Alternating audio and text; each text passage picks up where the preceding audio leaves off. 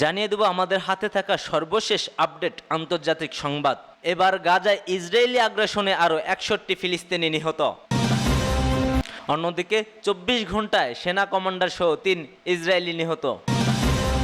আরও জানিয়ে দেব হামাসের সঙ্গে সংঘর্ষে ইসরায়েলি সেনা নিহত। জানিয়ে দেব গাজার সুড়ঙ্গ থেকে মার্কিন নাগরিক সহ 6 জিম্মির মরদেহ উদ্ধার। এবং সর্বশেষ জানিয়ে দেব ফের ইসরায়েলি অবস্থানে হিজবুল্লাহ ড্রোন হামলা। এতক্ষণ শুনছিলেন সংবাদ শিরোনাম, এবার বিস্তারিত। তার আগে আপনি যদি ফিলিস্তিনকে ভালোবেসে থাকেন অবশ্যই লিখে পাঠাবেন এবং সর্বশেষ আপডেট সংবাদ শুনতে আমাদের সাথেই থাকবেন, চ্যানেলটি সাবস্ক্রাইব করবেন। গাজায় ইসরায়েলি আগ্রাসনে আরও 61 ফিলিস্তিনি নিহত হয়েছে। গাজার শিশুদের পোলিও টিকা দানের জন্য 3 দিনের জন্য সামরিক অভিযান স্থগিত করেছিল ইসরায়েল। বিরতি শুরু হওয়ার ঠিক আগ পর্যন্ত নৃশংস বর্বরতা চালিয়েছে দখলদার ইসরায়েল। এতে গত 24 ঘন্টায় কমপক্ষে 61 ইসরায়েলির মৃত্যুর খবর জানিয়েছে আল জাজিরা।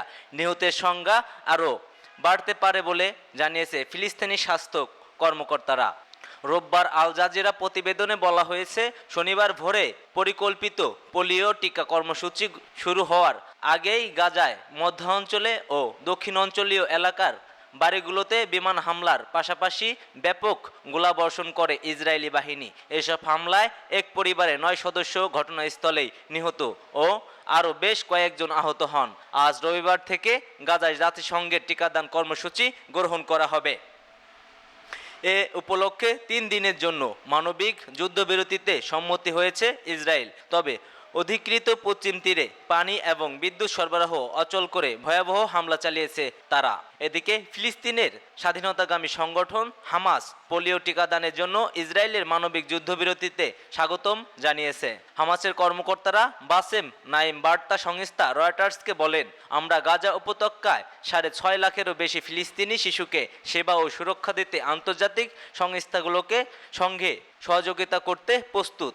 তবে ইসরায়েলের প্রধানমন্ত্রী বেনিয়ামিন নেতানিয়াহু বলেছেন, তিনি 3 দিনের এই বিরতি যুদ্ধবিরতি নয়। গাজায় ইসরায়েলি হামলায় বিধ্বস্ত এই ভূখণ্ডের নিহতদের মোট সংখ্যা 40,691 ফিলিস্তিনি।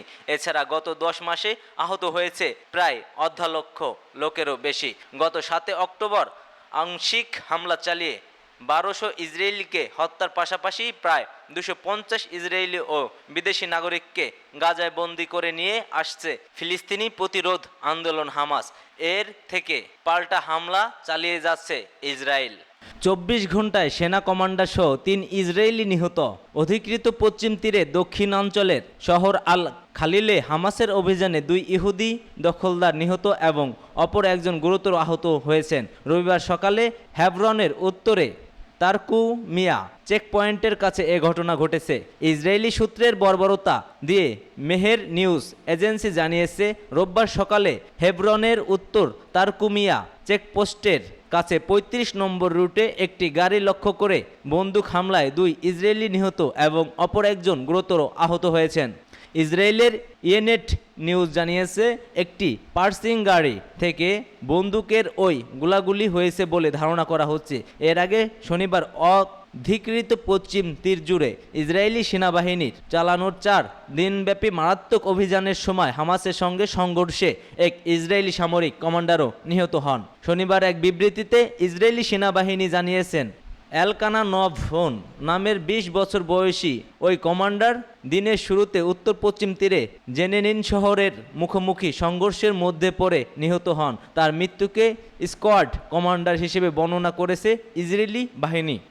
একই ঘটনায় আরেক সেনা সদস্য গুরুতরভাবে আহত হয়েছে বলেও বিবৃতিতে উল্লেখ করা হয়েছে। বিবৃতিতে আরও বলা হয়, ইসরায়েলি বাহিনী যখন শহরের শরণার্থী শিবিরের একটি বাড়িতে আক্রমণ করেছিল তখন ফিলিস্তিনি প্রতিরোধ যোদ্ধাদের সঙ্গে সংঘর্ষের ঘটনাটি সংঘটিত হয়।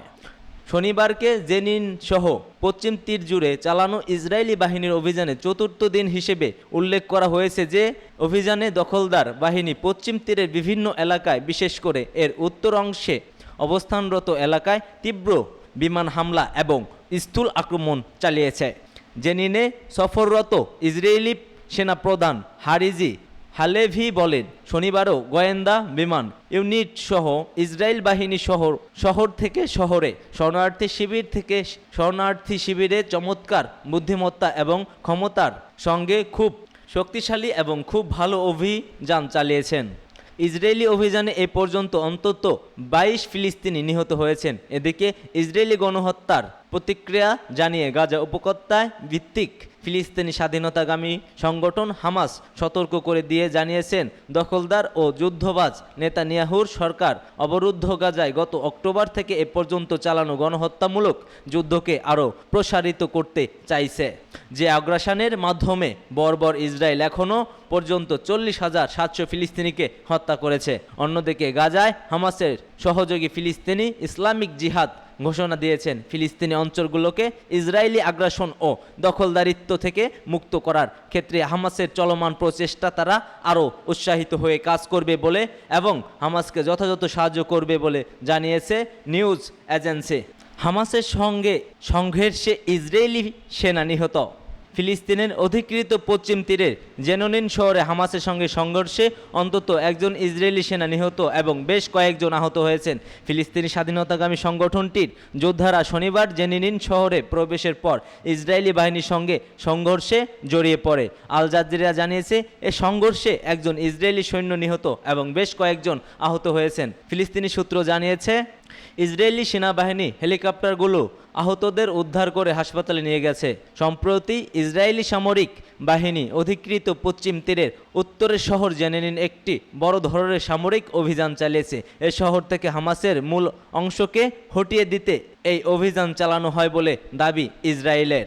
এর আগেই ইসরায়েল সরকার এই বলে ঘোষণা দেয় যে তারা বিগত 22 বছরে পশ্চিম তীরে তাদের সবচেয়ে বড় অভিযান পরিচালনা করবে এবং হাজার হাজার ইসরায়েলি সৈন্য এ সামরিক অভিযানে অংশ নেবে। সেই ঘোষণা অনুযায়ী গত 3 দিনের অভিযানে 205 জন ফিলিস্তিনিকে হত্যা করেছে ইসরায়েলি বর্বর বাহিনী। এছাড়া আটক করেছে আরও কয়েকশো। সূত্র মেহের নিউজ। গাজার সুড়ঙ্গ থেকে মার্কিন নাগরিক সহ 6 জিম্মির মরদেহ উদ্ধার। গাজার রাফা শহরের নিচে এক সুড়ঙ্গে 6 জিম্মির মরদেহ উদ্ধার করেছে ইসরায়েলি সেনাবাহিনী। এর মধ্যে রয়েছে হার্শ গোল্ডবার্গ পোলিনিন নামে এক আমেরিকান নাগরিক। মার্কিন প্রেসিডেন্ট জো বাইডেনের বর্বরত দিয়ে রবিবার এ তথ্য জানিয়েছে আল জাজিরা। জিম্মি থাকা মার্কিন নাগরিকের মৃত্যুর খবরে হামাসের বিরুদ্ধে ক্ষুব্ধ প্রতিক্রিয়া দেখিয়েছে বাইডেন। একই সঙ্গে গোল্ডবার্গ পলিনের মা বাবার কাছে গভীর শোক প্রকাশ করেন তিনি। বাইডেন বলেন, আমি তাদের প্রিয় পলিনিন নিরাপদে তাদের কাছ থেকে আসার জন্য অক্লান্ত পরিশ্রম করছি এবং তার মৃত্যুর খবরে আমি মর্মাহত। এটা যেমন মর্মান্তিক তেমনি নিন্দনীয়। হামাসের প্রতি হুঁশিয়ারি উচ্চারণ করে বাইডেন আরও বলেন, আমেরিকা এই বদলা নিতে কোনো ভুল করবে না। হামাস নেতাদের এই অপরাধের জন্য মাসুল দিতে হবে। গত 7 অক্টোবর হামলা চালিয়ে 1200 ইসরায়েলকে হত্যার পাশাপাশি প্রায় 250 ইসরায়েলি ও বিদেশি নাগরিককে গাজায় বন্দী করে নিয়ে আসে ফিলিস্তিনি প্রতিরোধ আন্দোলন হামাস। বেশ কিছু জিম্মি প্রত্যাবর্তন এবং উদ্ধার করা গেলেও এখনও হামাসের কাছে আটকা আছেন অনেকেই। তাদের ফিরিয়ে আনা এবং যুদ্ধবিরতির জন্য যুক্তরাষ্ট্র সার্বক্ষণিক তৎপর বলে জানিয়েছেন বাইডেন। আমরা বাকি জিম্মিদের মুক্তি এবং চুক্তির জন্য 24 ঘন্টা কাজ চালিয়ে যাচ্ছি। Joe Biden. আবার ইসরায়েলি অবস্থানে হিজবুল্লাহ ড্রোন হামলা। অধিকৃত ফিলিস্তিনের উত্তরাঞ্চলে নতুন করে ড্রোন হামলা চালিয়েছে হিজবুল্লাহ। লেবানিস মিডিয়া আল মায়াদিন জানিয়েছে, হিজবুল্লাহর নতুন এ আক্রমণের পর অধিকৃত উত্তর ফিলিস্তিনির আল জলিলে সতর্ক সাইরেন শোনা গিয়েছে।